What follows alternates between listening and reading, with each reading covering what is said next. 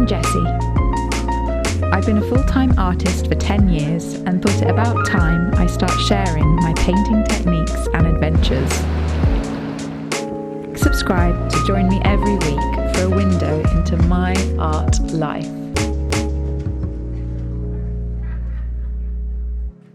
Hi guys, welcome back to another week of Art Life. This episode is a very special episode because it is now 2022, or for us it is New Year's Eve. That's why we're dressed up like Eurovision Song Contest hosts from Sweden. So we have a bottle of pink bubbles to celebrate the year of 2021 with Art Life. Oh yes, while Rafe is opening that, I thought it'd be a nice time to tell you that this episode will be all about us looking back on 2021 with Art Life, all the episodes we've done and what we've learnt along the way. And you guys have been pivotal with helping us improve the channel, and I think it'll give us some more ideas of what to do next year. Or this year for you guys, it'll be 2022 when they're watching this. And it should be quite entertaining because we're going to get pissed while we do it. Ooh. Lovely.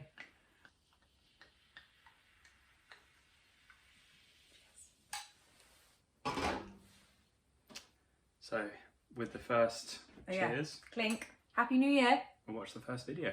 So first of all, if you haven't visited our channel before, please do go back and watch all the other videos. So this is kind of a bit of an introduction to all of the videos that we've made over the past year. So we started in February, and we started with the artist's palette. So this was a history episode, bearing in mind we did this in full lockdown. It was just after my 30th birthday, so I had this like determination to make something.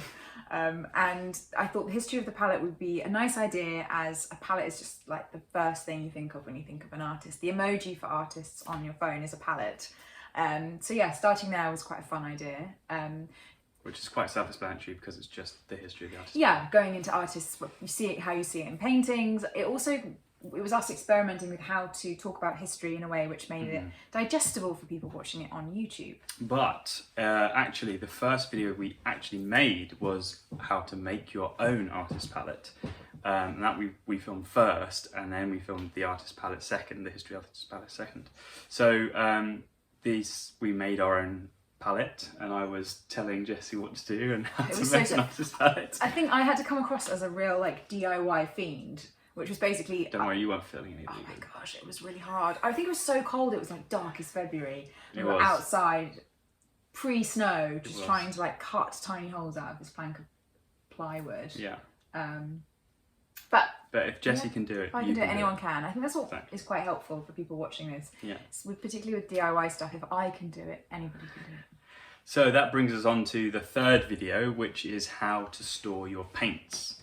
This is quite a key thing for my practice. A lot of you know, if you move your head, over there, my wall of paint is like the most helpful way I can see all of my colours laid out, and they stay really clean, and it's basically helped me choose my colours efficiently when I start a painting. Yeah, later on we actually go and visit Michael Harding, his factory, his oil paint factory, and he tells us that this is the way that you're supposed to store your paints, which is hanging upside down so that the oils don't separate and then move to the top of the tube. So that's what we did, and we made a video about how to store your paints. I also, when you do something like this, you realise how many colours you have of one colour, and I did not realise how much red I had until we did this task. You never used red. I've never used red, so actually consciously, since we did that, I have used more red in my paintings. She has. It will help you. So moving on to the fourth video, episode. which is making a painter's maul stick. Oh yeah, it's over there. Should I bring it? Please? Yeah, where is it? There. Making your own maul stick. So Rafe made this one for me. I didn't even lie and say that I'd made it. Rafe made this one. I think a lot of people have said in the comments about this one that they were looking for something about, like, they didn't know the name of the maul stick, or you see artists resting their hands on it when they're painting, and it's so easy and cheap to make as well. So. Well, it's not that easy and cheap to make, but if anyone is interested, what do you think about if I made some of these? Would you like to buy them? Like, how interested are people in buying a custom made merch? We could do Art Life merch. Yeah. Let us know. Or if it's not something you're interested in, then it was just, I was doing all these really big paintings, and I was just getting my whole arm and wrists covered in painting. I was like sliding it all over the canvas. So the marl stick just kind of kept everything in place where it should be. I think I did a bit of the history of the marl stick in that episode as well, because you know I love my history. You did. Okay, 5th video. So, cheers and on to the 5th video. The 5th video, basically we had a complete snowstorm and we were already still in lockdown, so there was nothing to do. And luckily we were somewhere with a big garden, so I could take my easel straight into the snow and do a winter landscape. Exactly. It was probably about -5.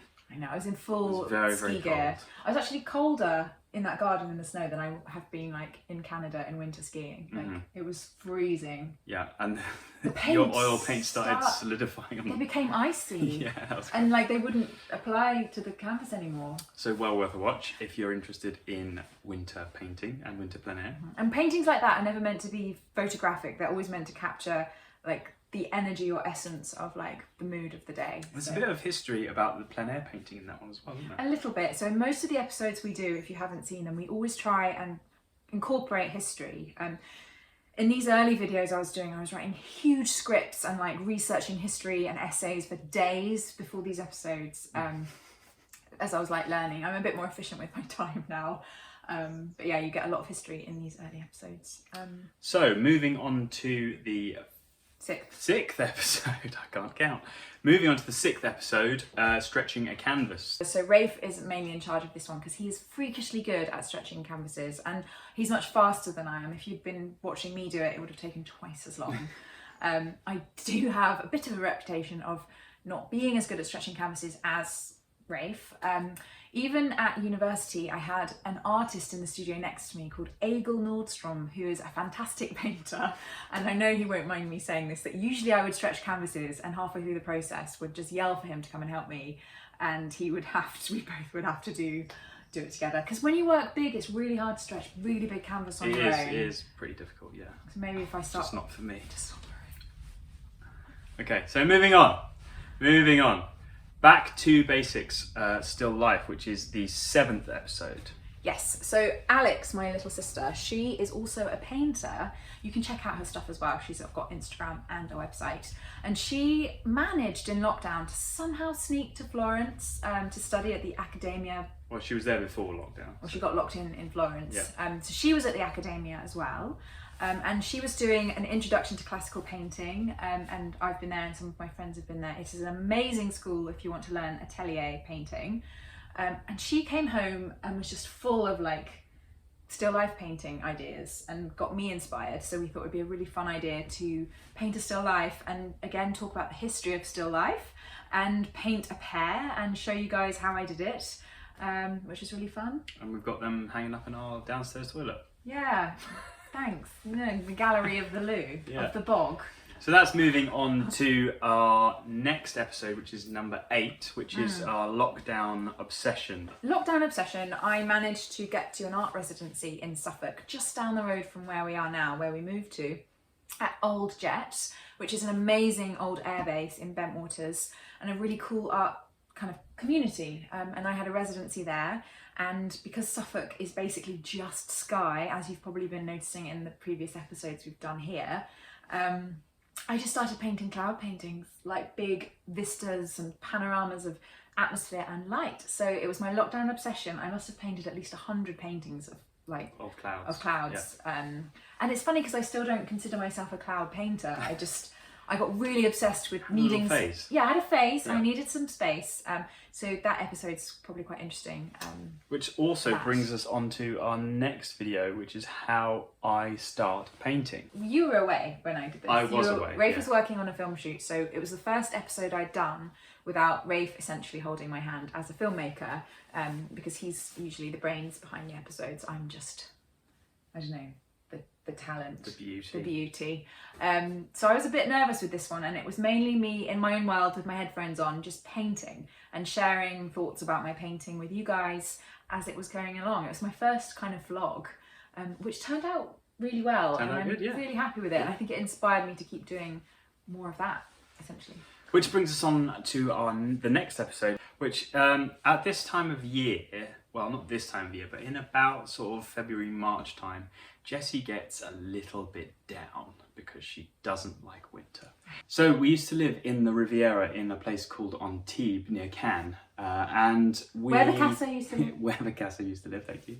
Our favourite place to go was this place called Cannes Island, or Ile Sainte Marguerite, and it's just a beautiful place to go, and if you get the chance, definitely do go. But one day we went over and just got Jessie to do a plein air painting on the rocks with all the water and the yachts everywhere and stuff like that. It was beautiful. And yeah, I think Jessie was just missing the Riviera, and we made the video like a couple of years ago, didn't we? Yeah, I think we've had a lot of videos that we've made as part of the neo-romantics, where we used to travel as a couple and I would paint. We had a typewriter, you had your filmmaking cameras, all this stuff, and it was us traveling looking for inspiration. And we did actually make a video about this and an Instagram account, which we might share in a future episode when we're looking for some sunshine and inspiration to share with you guys. Probably around about the same time this year when Jessie's not feeling Give me till about March or February and I'm just going to be like climbing the walls to go and get some sunshine. Which brings us on to the next episode, The Portrait of a Portrait Artist. One of Jessie's best friends, Phoebe Cripps. No, she's now Phoebe Hicks. She's just got married. That's the problem with Hicks and Cripps, is they're very close together. They're very similar. I think you should say that The Portrait of the Portrait Artist is actually one of what we want to turn into a big series where Rafe and I go into other artists' studios and talk to them about their work and their practice. And you've done it recently. We're going to release it in the new year. There's an amazing sculptor that lives down the road. We're doing the same thing, Portrait of a Sculptor. And it's basically a world, going into their world, learning about their practice in their environment, getting to see all their work in progress and talk to them about their practice. It is thrilling. So something that we're going to be doing a lot in 2022. Exactly. So that brings us on to the next video, which I've lost count of now. Is 11, 12? 12. Which brush do I use? Okay, so with the palette episodes, the Marl episodes, paintbrush, I've always wanted to make sure that the mediums of oil painting are really clear in these episodes, where I can talk about the history of the mediums and tools we use as painters. Also, it's really nice to have someone just talk you through, I assume, all the different fiddly aspects of being a painter. This was showing you the different brushes I use and how they're useful for different effects with painting. Some of them, if you're a very professional artist watching this, you might find it a bit boring, but for an amateur artist or someone who's looking to get into painting, I always like to kind of appeal to everyone. Any professional artist should know what brush to use anyway. So no, that's the thing. You get really attached to random brushes, and it sometimes takes someone else to be like, try this, and then you do, and then, oh my God, mind blown. So okay. Well, on that bombshell, we'll move on to the next one, which was Atlantic Wave. One of my big paintings, talking about all my big work. The biggest painting you've ever made. So I think that was just showing you guys more of my work. I think that got to be quite important around the spring. I wanted everyone to feel like they could know my practice more and the kind of art I was doing, not just history episodes and tool making material episodes. That was actually one of 2 commissions, wasn't it? For a collector of yours. Yes, I had commissions are amazing when I get them, and I think it's important to share that process with everyone on Art Life, because a lot of professional artists never really talk about it, or the commissions they have, or patrons, and it's part of art business. And I think I really am open to that dialogue for artists who want to know more about this whole process of being a full-time professional artist and how you can do it, and how you can make money from your art, and how I was making money from my art. So this one was a very big commission for a stately manner, and Ray videoed it, which was amazing. I did. And while we top up our glasses, we'll play the 13th or 14th episode now. I can't stop counting. Which is the first book club.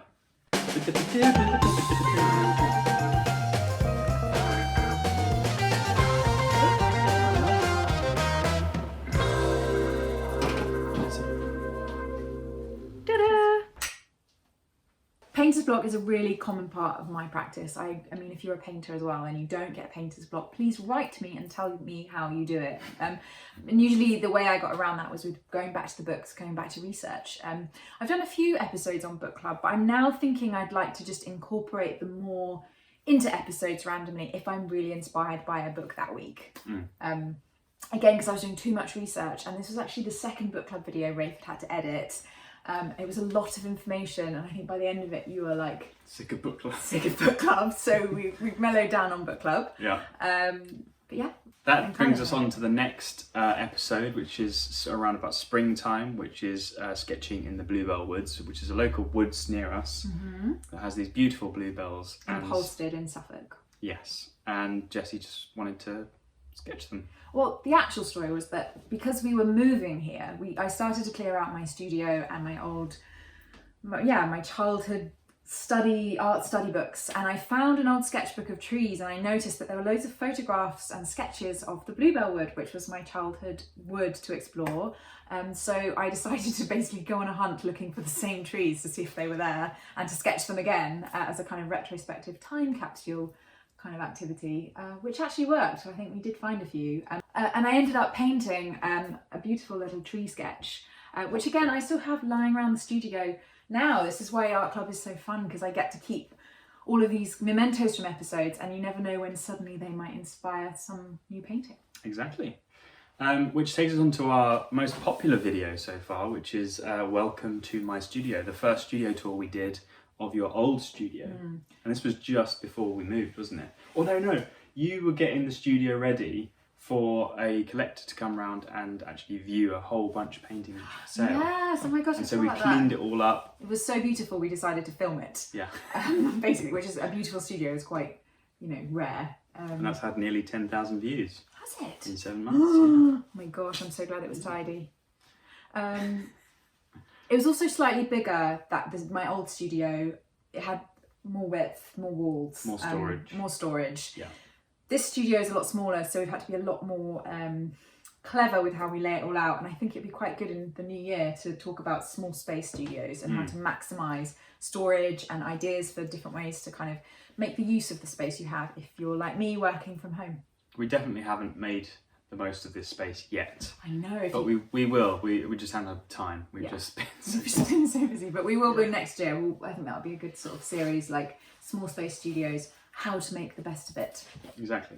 So the next video, Jess was obviously feeling quite like she was missing New Zealand. Yeah. Which is How to Paint a Wave Part 1. And then Part 2 after that. Which again was a bit of history. We always include a bit of history. Yeah. Again, part of the Neo-Romantic series, Rafe was filming my kind of studio practice before we started Art Life, and we thought, these are amazing videos, why don't we share them with you guys? So it's not lost forever, it's a way to kind of revitalise some of the things we've done, and it helps us remember what we do as well. So the next one was our most controversial video and least, or not quite least viewed video, but not the most popular video. I burned all my paintings, the Bonfire of the Vanities episode, which was definitely very dramatic. It was very, very dramatic, and it was just kind of clearing through old A-level work and stuff like that, wasn't it? Okay, so I'd researched a lot about how in history some artists had burnt or destroyed a lot of their work to give their art practice some revitalization. So there's a lot of history about that in this episode, and it opens up some controversial topics about the value artists have on their archive, on their work. A lot of artists like myself are really happy when work's gone, because it's like, oh, I don't want to see that anymore. We knew it was going to be controversial. Oh, because nobody wants to see artwork destroyed. But that's why we did it, because it's so hard to watch. It's a subject that is interesting. It is very interesting, and especially the Bonfire of the Vanities. Yes, in Florence. Savonarola and all that was an incredible time in history. Part of the Renaissance, where Savonarola decided to encourage Florentines to Florentines? Not the biscuit. No, Florentines. Florentines to destroy objects of beauty and excess for kind of a religious piety that took over this city at the time. Which moving on. Brings us on to painting roses. Yes, so now we're in early summer, thank God, and all the flowers come out, it's beautiful, I'm like in seventh heaven, and I think I was just having tea in the garden, I saw the most beautiful rose, and decided that it would be lovely to paint one. And also, again, history of the rose painting, flower painting. It's a great episode, you should definitely go and watch it. Happy episode. What was followed? Book club. Another episode 2 of book club, which was probably worse than the first episode. We just moved into this place that day, 2 days after. Was it? Yeah, because I'm on a 6 months ago. So we've been here for 6 months, and it was like, oh my gosh, we've got to make an Art Life episode. And why I love Art Life, doing it every week sometimes, because they're all really fresh. We don't make them in advance, we make one every week. So the only thing we had time for was just to grab a book. In the studio, it was like a tip. We had to rummage for the books because I couldn't even find them. We did. So that brings us on to the next episode, which is History of Pigments Lapis Lazuli episode. Which is my favourite colour. And I thought if we do a series next year of history of pigments, particular colours, the journeys that colours have been on to get into our studio, why not start with the best colour of them all, Lapis Lazuli. So that picked the cover photo, the thumbnail of that video is actually when we went to a place called Roussillon. Ooh. In the south of France, which was amazing. It was like one of the best days out that we had. It's literally an hour from our house in France, and it's the red earth of the ochres. It's where the beautiful raw pigments of colour. I think we've already got some photos we can show of Roussillon. Yeah. I mean, watch the episode, it's all in there. Which brings us on to the next video, which was building my perfect studio, which is where we are right now. Building this studio was a lot of work. If you haven't seen any photos of what this space used to look like, you'll be amazed to see the transformation that happened. And we basically recorded all of it, the different aspects of building this studio.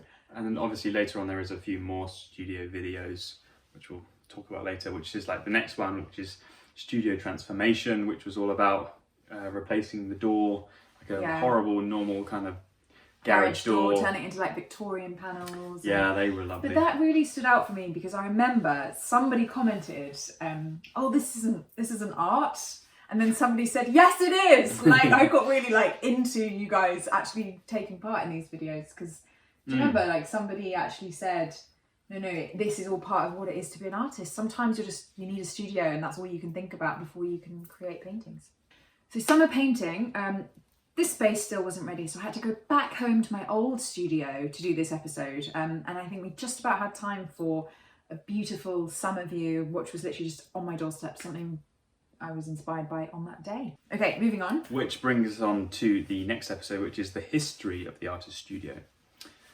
No prizes for anyone who guesses what that was about. Yes, so we thought, because this was then these 2 episodes, which then follow the third of building the studio. This whole week or month was just about building studios, the history of building studios.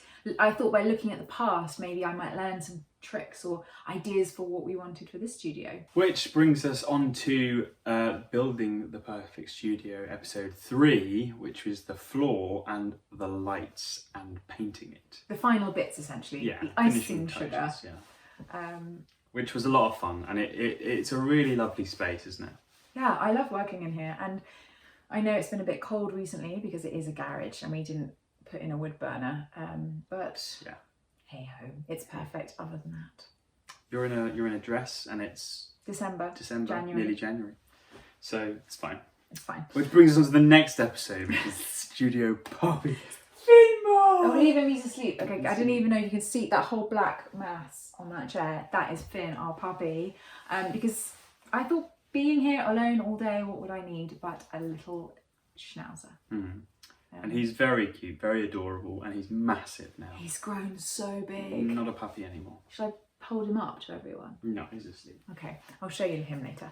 But I wanted to introduce him because that's part of what my studio week was that week. And I thought, well, maybe some of you guys want to meet him too because he'll be a part of Art Life. Moving on to our next episode, which is Welcome to My New Studio, which is self-explanatory. So moving on to the next one is starting a new painting. Yes. Very exciting. Well, it was the first painting I did in this studio. It was. Which is very nice to share. Which one was it? I can't remember. It was one of the paperworks and also the one that catches the light. Oh, yes, yes. And there's another video of that later on as well. So, obviously watch that one because it's fantastic. Following one was famous artists and their pets. By this point, I'm now obsessed with my puppy, and I didn't actually do that much painting because I was just obsessed with Finn. Yeah. And I thought it would be justified if I then said that, hang on, other artists than me have been obsessed with their puppies and cats and stuff. And pets. And birds and pets in general. So we did a history episode about artists and their pets, which there are a surprising amount of stories. So do check that out if you'd like a bit of an eccentric episode. Moving on to the next episode was a day in the life of a landscape artist. Yeah, we took Finn into the landscape. Basically. We did. We went to the beach. We went to Walberswick, or Wobbletown, as I Jessie keep calls it. forgetting the name. And we just had a day of kind of getting inspiration. Jessie was doing some sketches. Which is most of my week, actually, going around exploring the landscape and then bringing the inspiration back into the studio. And generally trying to find hot chocolate. Oh my God, we had such good hot chocolate that day. Oh, why don't we do that tomorrow? We could do. Okay, moving on. Moving on. Oh, 1,000 subscribers giveaway. Yeah, so that was the first. That was the next two episodes. So that brings us to the next video, which is the first 1,000 subscribers giveaway. Yes. And you did a painting. Yes, a big landscape of one of my skyscapes. It was oil on paper, wasn't it? Oil on paper. Yeah. I'd normally sell these for quite a bit of money, actually. And I had been selling them all through lockdown. But I kind of wanted to share over the next two episodes how I really value people who subscribe and follow me on Instagram and comment and like what I do. So I wanted to do just a big giveaway for to celebrate the fact that I had 1,000 subscribers. And then the next video is obviously, we did the draw and we found someone. Yes, we did a big reveal and she actually has her painting. Yes, so Rosie, if you're watching, I hope you like your painting. Yep. And do send us a photo. it was such a coincidence because I was prepared to send this painting to New Zealand, and she lived in Wales. And I think a few weeks later we were in Wales. We were in Wales, Yeah. going to see Michael Harding, and small world. Yeah. But we will be doing more giveaways in the future, so do keep watching, subscribing, liking, etc. For your chance to have a painting maybe one day arrive at your door. And leave us a comment as well, because we do love hearing from you and working out what exactly you want to see. Yes, so all of that basically follows that as we've been making these videos, Rafe has been editing them, and he is quite critical about my painting. Over the years, he has now a taste for painting, and you know, your opinion does matter. So I thought it was about time we teach him to paint, and teaching a complete beginner who's never picked up a paintbrush, maybe people at home who haven't picked up a paintbrush might be inspired. Which is our longest video at nearly 40 minutes. It took us 2 hours to make that tiny painting. It's there, it's up on the wall, and I think it's the best thing in here so far. We've actually had a few of our neighbours, like kids, they're like 9 and 12, they're so cool. They came over and did a similar painting. Actually, it was a really good formula to do a simple landscape composition, because you felt quite proud of it. Well, if you can teach me, you can teach anyone. Basically. Yeah. So, teaching a beginner to paint. So then the next episode was the National Gallery tour, where we went into London for a day, and we had a lovely day trip, didn't we? Normally we would do a lot more gallery, or I would, exhibition London days, but with lockdown and COVID, they'd become really, really infrequent, apart from a little bit of kind of big museums or something. We used to go to Paris for the day, to the Louvre, and have all sorts of fun, and it had stopped with lockdown. So doing the big grand National Gallery re-entry back into London, we thought we'd share it with you and then talk about the history of the paintings we were looking at, that we were drawn to, just to basically bring you along with our day. And visit a few personal shops that you like. Yeah, going we to, went shopping. The art shops. And Yeah, stuff. I take you around my favourite art shop, so do watch that if you fancy a day out in London. So moving on to the next one, which is what we were mentioning beforehand about the magic paint. The light light painting kind of thing. And that was the episode 37. Yes, I wrote it down. I've done this painting which, when the light hits it, it basically glows. It's currently drying at the moment in the house, and when it is dry, it'll probably go into an exhibition next year, or if it's not sold before then. So we're really enjoying having it in the house for now. Yeah, and I'm going to be quite sad when it goes. There will be a big hole on the wall once. No, it's magical. So that brings us on to our next Wales video, which is the adventure painting, which was one of the days of our 3-day trip to Wales to go and see Michael Harding. Yes. And Painting at the beach. We had this amazing time in Wales, and you'd never been to Wales before. I had this thing about Wales. I'd been to Scotland, Cornwall, Ireland. I'd just never been to Wales, and I just never fancied it. I don't know. You're Welsh, aren't you?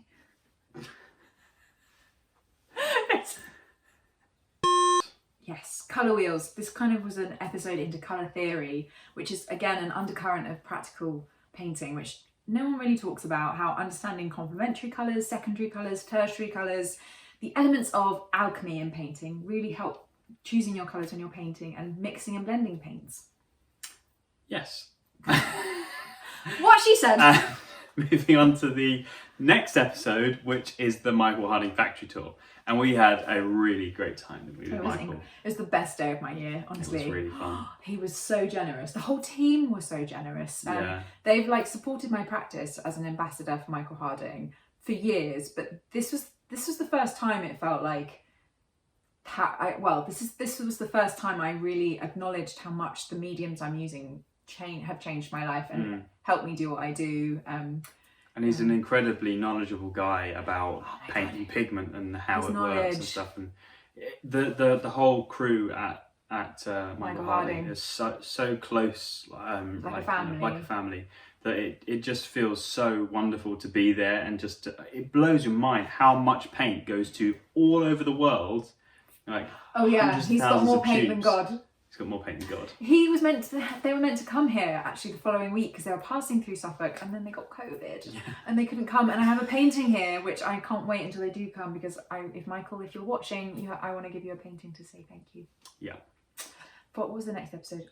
Next episode is testing what they gave us. And following Michael Harding's trip, they gave us a big box of goodies, and we thought it would be an incredibly interesting episode. Huge box of goodies. Huge box of goodies to try some of these new products which they're just going to release on the market in 2022. And I can tell you now that some of the colours I've been using, their new range, and also their non-absorbent acrylic primers have been so amazing in my new paintings. They have, yeah. Oh my gosh. So you were given the first tube of Turner's Yellow. Oh my God. So now it's autumn, and then we're still testing, I think in this episode, watercolours. So Michael Harding are releasing loads of new watercolours. Yeah. It was my first experiment into using them. I still need to practice. I still need to get better. I've bought myself a new watercolour pad. So it's my mission, my New Year's resolution, to paint better watercolour paintings. Yeah. That's going to be a new skill. New skill. And I'll share with you how I do it. So that's the watercolour for beginners episode. And then it moves us on to the framing artwork video. Yes. So part of my practice is also framing works and selling works, and talking about how a bad frame can ruin a painting, and ideas I kind of wanted to share about framing a work to kind of give it gravitas or make it into a really beautiful object, not just a scrap of paper on the floor. You can turn a frame, a frame makes something really spectacular sometimes. And it certainly does. Yeah. Like this. This. Going to show you. I mean, like, this is incredible. The frame, not the painting. The framer, Hamish, is absolutely amazing, and it really does make a hell of a difference. Yeah, that was just a small study, and then he suddenly makes it into this amazing thing which I can put into an exhibition next year, which is something I'm going to talk about in 2022. All the exhibition ideas I've got planned, maybe even showing some work in galleries, etc. So lots of exciting things in the works. Moving on! Painting challenges. Painting challenge. I really like this episode. You want to do more challenges? It was great, yeah. I want her to paint more things that I can hang on my wall in my office. He wants me to paint The Fighting Temeraire by Turner. I do. Oh my gosh. I'm not painting. Can I just ask everybody, if anybody wants Jessie to paint this, please leave a comment. No, don't. And how many people need to leave a comment? 10. If 10 people leave a comment 20. saying, if 20 people leave a comment saying that you would like Jessie to paint The Fighting Temeraire, then you have to do it. No, there's so Deal? many other Turner paintings. Do it. Okay, awesome. Thank you. Moving on. So this was, I want to say more about that. That was Arnold Böcklin's Isle of the Dead, which is my favourite painting. It's a great painting. It's a great painting, and I wanted to paint, see if I could paint it. It's up there. Yeah. And I thought it went really well. It's great. It's a beautiful painting, and it was done multiple times, wasn't it? Yeah, I think it was Would you a want good to paint example. That big on like a proper Yeah, I would paint that big. I love that, but that's the difference. When you love something, you want to do transcriptions of it. I'd have that on my wall. Oh, all right then. And basically, it was this idea that in copying paintings, you actually improve your own skill, and you learn more about colour and palette than maybe you really realise. And never feel bad if you're an artist and you need to copy something to learn. It's the only way you can learn, I think, in copying things. Yeah. It's how I learned it's how I learned to paint originally. It was just drawing bargs and just drawing Charles Barg. Okay, a barg is when you copy these sort of sculptural studies and you have to do them exactly, and it's how you learn balance and proportion and light and shadow. Hang on, I'm coming. Look who's awake. Ah, he's so big. He's so The big. tiny puppy. The tiny puppy Is now a monster. Oh, he's so cute. He's so big. Yeah, so usually my inspiration involves our daily walks with him, and we always try to explore new beaches, new places. Such a yawn. Oh, he's so cute. Yeah, and just sharing my week with you guys on Art Life. Moving on to the next one, which is the penultimate one, which is how you make your money as an artist. Yes, this was inspired by a comment somebody left asking me to explain a bit more about my life as a professional artist and how I navigate the kind of commercial art world, selling my work, how to value your work, how not to undersell yourself, gallery commission versus commission when it's done in a group show or selling from your studio. I've got some people coming to look at my paintings to buy in a few days, so actually you've got to clean up the studio. Yeah. But it's kind of part of my practice, which I'm really open to sharing with everybody, because I know it's intimidating and not many people talk about it because it's a bit taboo and like vulgar to talk about money and painting. Yeah. So never be afraid to ask me a question if you just, I mean, I'm no expert, obviously, but I'm happy to share with you guys anything that I think might help if you have a problem selling work, or you like me sometimes get a bit unconfident or embarrassed about selling your own work and would just give it away for free, which drives Rafe nuts. Which leads us on to our final episode, which is the most recent one, which happened last week, just after Christmas, which was painting boats. Yes. And to cut a long story short, Jessie over the past year has been absolutely atrocious. I'll have some more champagne, hang on. Atrocious at drawing boats. And every time she's tried to draw them, she's just painted over them again because she's not liked it or it's not worked out or whatever. I found a I found a painting I did of a boat, with a red sail.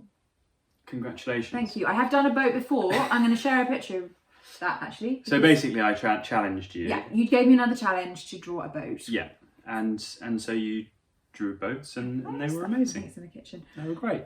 They were okay. I didn't like the straight lines, but they weren't as bad as I thought they were, which shows you that actually lack of confidence sometimes is your worst enemy in painting, and you might actually be quite good if you stop doubting yourself.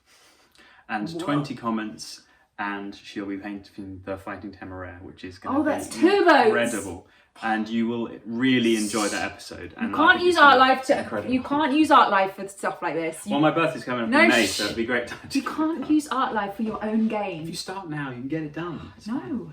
Moving on. So that's the end of the 2021 video that we have made in 2021, and we're dead excited about the new year, about 2022, and all the videos we're going to make for you in the future.